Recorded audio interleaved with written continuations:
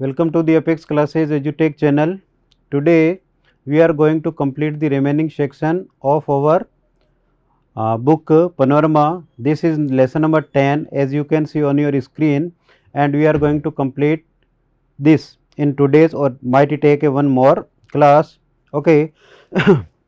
Let's see what happens. As you know that Jancy has come home from school. She is talking something about her family with her friend named Jancy.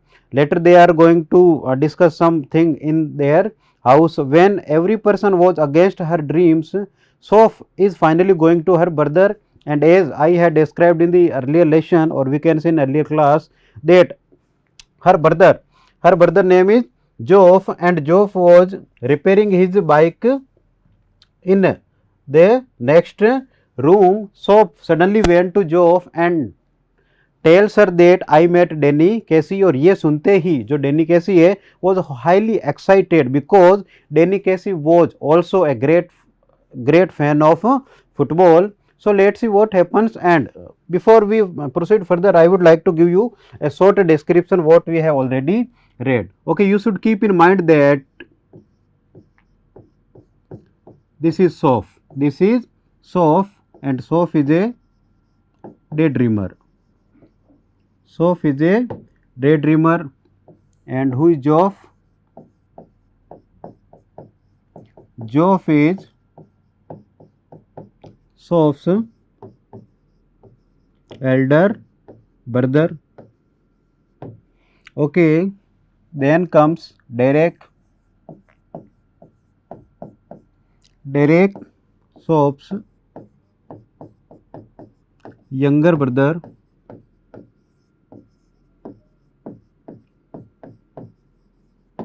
Then comes Danny Casey.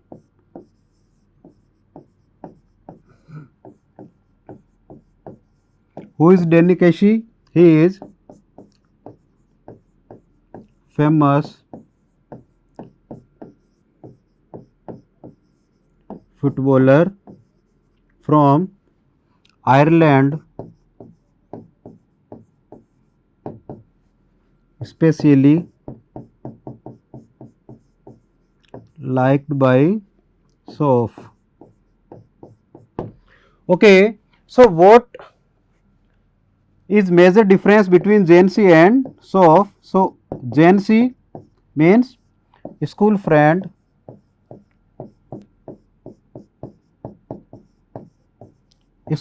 of Soph.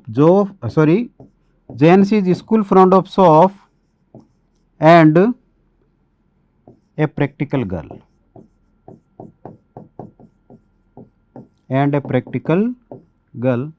So in this slide you can see that all the most of the major characters have been included in this slide, and before you proceed with me in the lesson, you should stop your screen, or you should stop your video, and you should look first at this.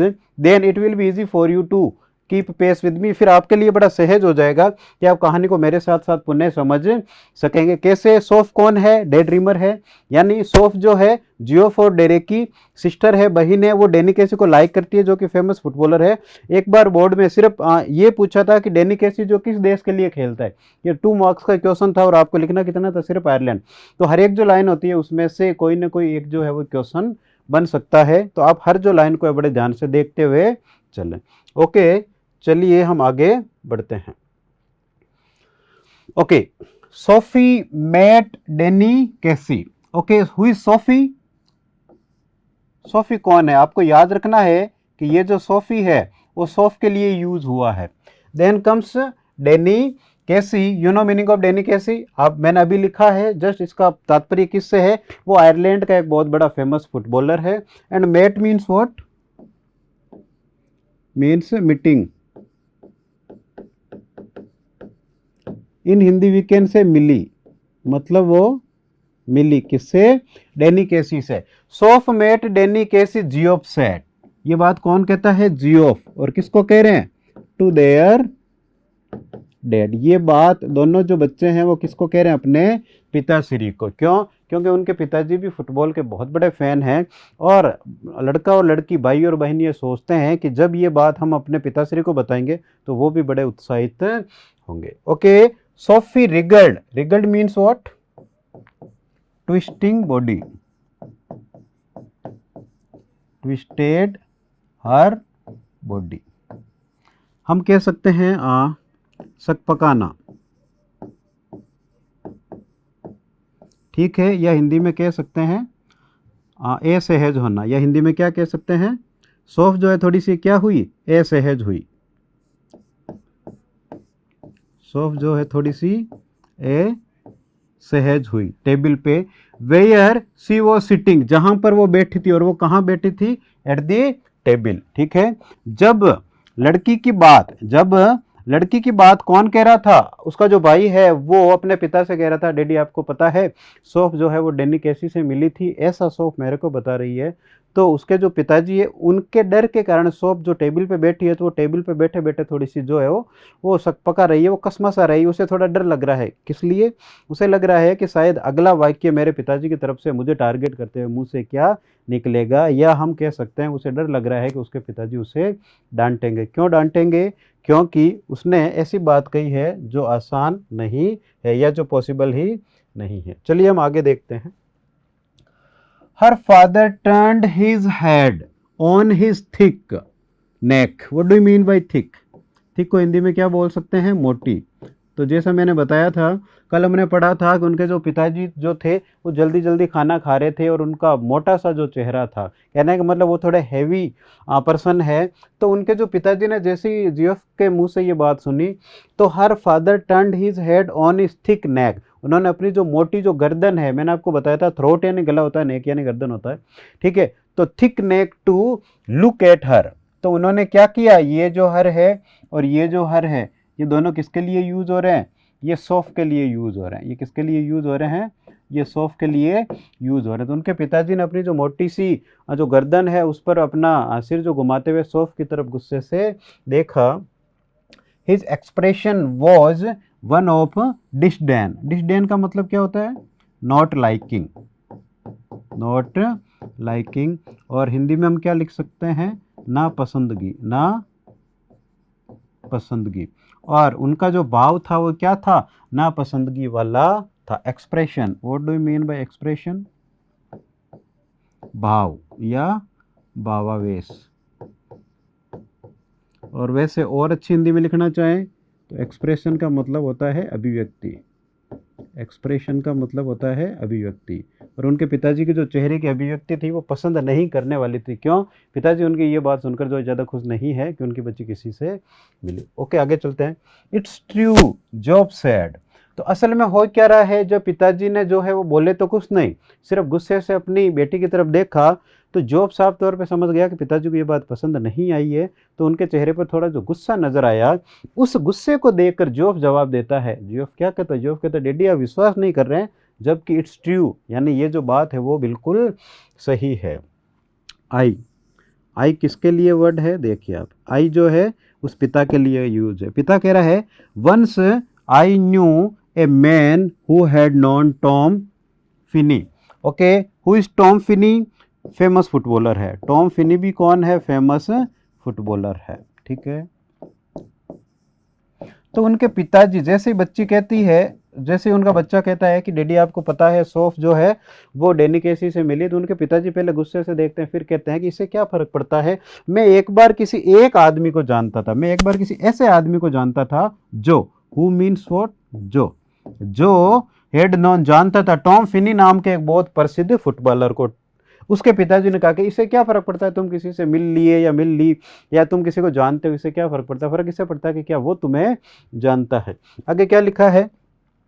His father said reverently to the television. Reverently means what? With respect. तो उनके पिताजी ने TV पर आ रहे किसी picture या football के match की तरफ देख के कहा कि मैं एक ऐसे आदमी, उनके पिताजी टीवी देख रहे हैं, वो स्नान करके आ चुका, हमने पिछली क्लास में पढ़ा था। तो उनके जो पिताजी है वो टीवी देख रहे हैं और टीवी देखते देखते कहते हैं कि मैं भी किसी एक ऐसे व्यक्ति को जानता था जो टॉम फिनी को जानता था, इससे क्या फ़र्क पड़ता है, इससे क्या फ़र्क पड़ता है कि कोई किसी को जानता है क्या। और फिर ये कहा जाता है but that was a long time ago, लेकिन ये बहुत पहले, काफ़ी लंबे समय पहले की बात है। ठीक है, इसका कंक्लूडली मीनिंग क्या होगा? काफ़ी पुरानी बात। फिर कहा जाता है कि ये जो है वो काफ़ी पुरानी बात है। अगो मतलब आप जानते ही हैं। ठीक है, okay okay. You told us, Job said, Job कहता है हाँ आपने हमें बताया था। Okay, Casey might be that good someday, Casey might be that good someday, शायद कैसी भी किसी दिन क्या होगा, उतना ही अच्छा फुटबॉलर हो जाएगा जितना कि टॉम फिनी था, ऐसा जो है वो जोफ कहता है। ठीक है, better than that even he is the best, अरे वो उससे भी अच्छा फुटबॉलर हो जाएगा, वो मेरी नज़र में क्या है? बेस्ट है, वो मेरी नज़र में क्या है?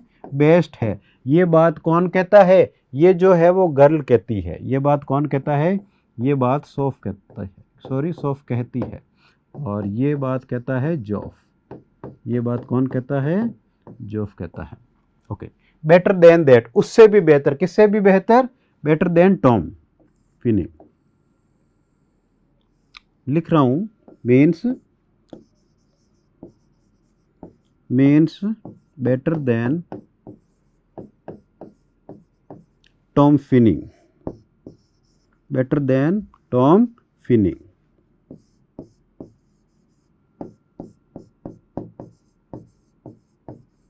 Better then Tom Finney. Okay, if he keeps his head on his shoulder, what is the meaning of the word to keep his head on his shoulder? देखिए,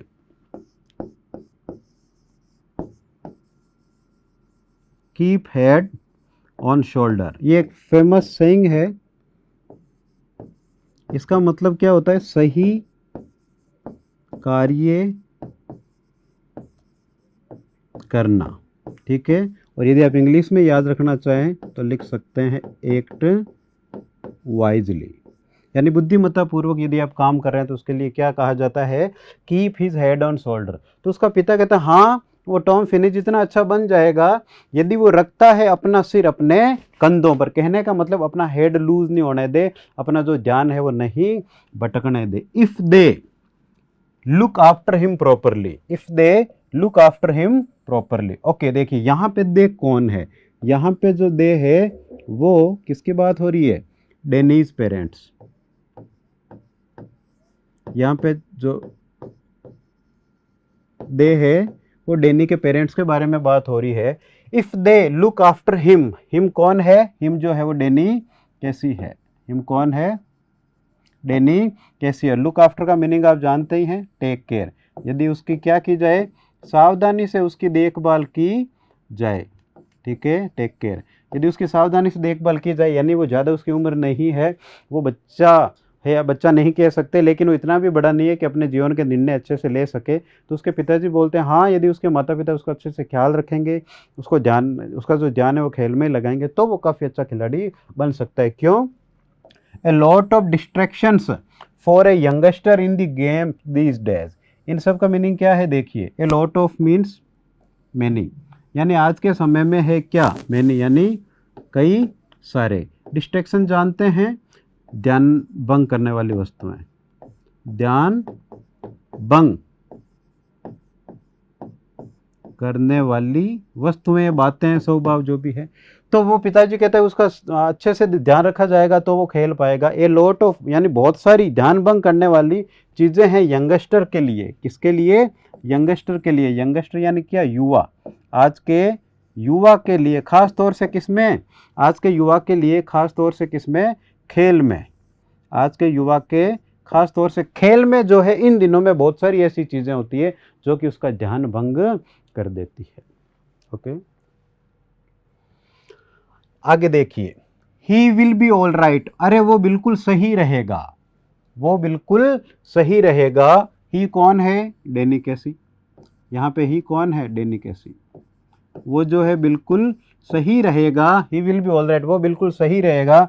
he is with the best team in the country, वो हमारे देश की सबसे अच्छी team में खेलता है। तो उसका ज़्यादातर जो ध्यान है वो खेल में ही रहेगा, ऐसा जो है उसे कहा जाता है। He is very young eight, ये बात कहते हैं डैड। बच्चों के पिताजी ये कहते हैं वो तो ठीक है, टीम में तो वो चला गया, खेल तो रहा है, लेकिन उसकी उम्र जो है वो काफ़ी अभी कम है। देखिए यंग के दो मीनिंग है। वहाँ क्या लिखा पिछली स्लाइड पे, यंग यानी क्या लिखा हमने, वहाँ पिछली स्लाइड पे यंग यानी हमने लिखा युवा, और यहाँ यंग का अर्थ होगा छोटा। तो यंग के दो मीनिंग आप देख सकते हैं, युवा भी होता है और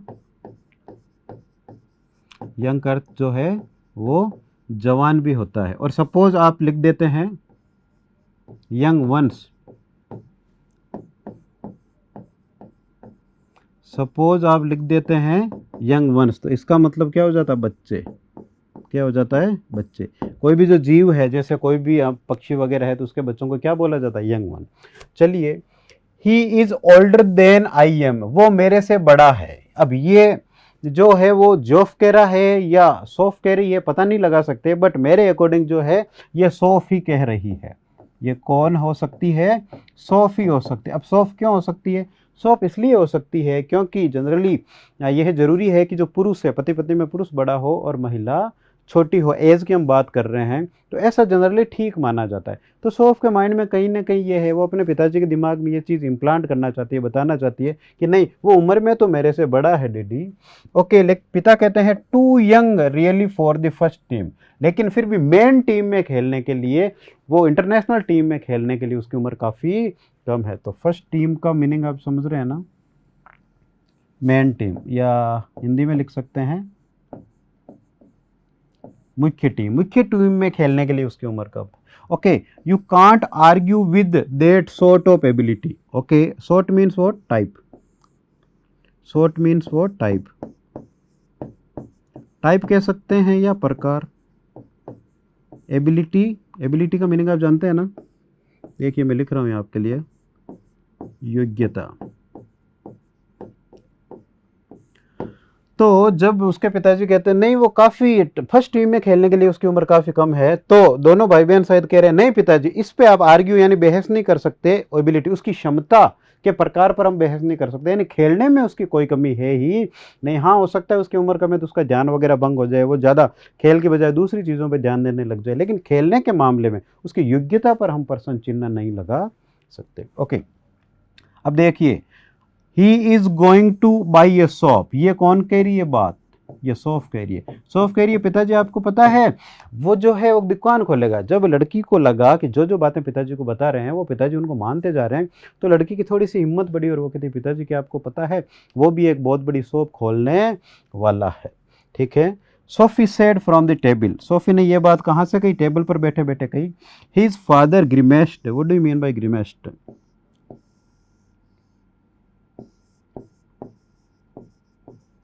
made a face. Made a face का मतलब एक चेहरा बनाना, ये मतलब नहीं है।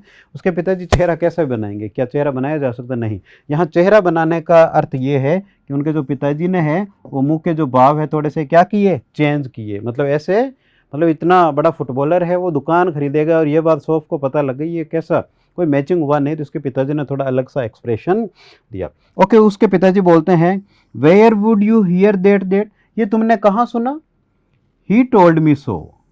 वो कहते हैं कि ही टोल्ड मी सो, ये बात कौन कह रही, पिता ने पूछा कि अच्छा तुम्हें ये पता भी, ये भी पता है कि वो एक दुकान खोलेगा, तुम्हें ऐसा किसने कहा। तो सौफ कहती है ये बात कौन कह रही है, सौफ कह रही है।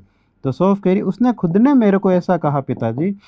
इसका मतलब ये है कि सौफ को ये लगता है कि शायद उनके जो पिताजी है उनकी इस बात को मान चुके हैं। देखिए आगे कहानी में क्या मोड़ आता है।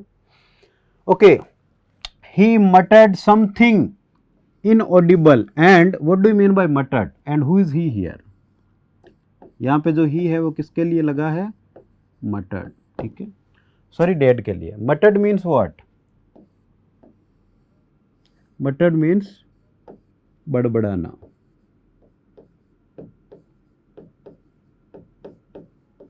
उसके पिताजी मुंह में कुछ बड़बड़ाए, समथिंग inaudible। inaudible, audible यानी सुनाई देना, inaudible means what,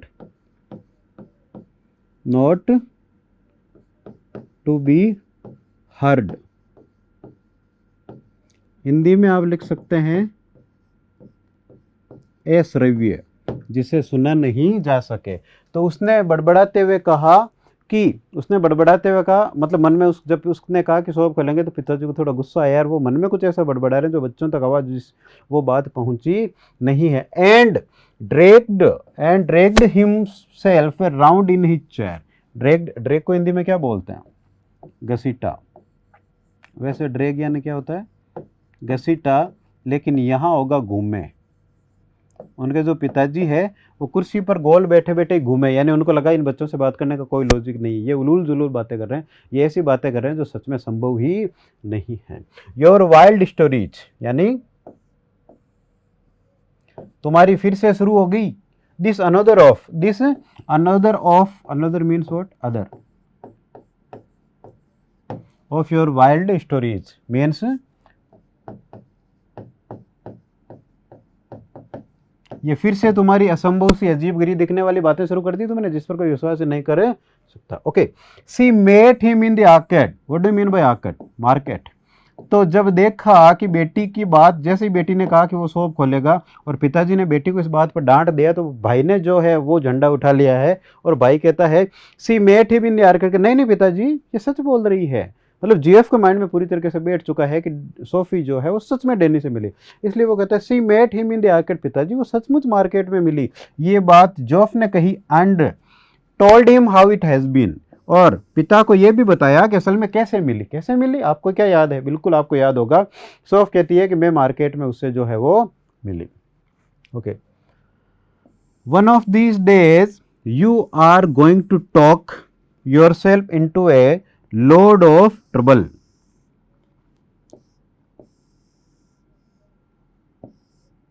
means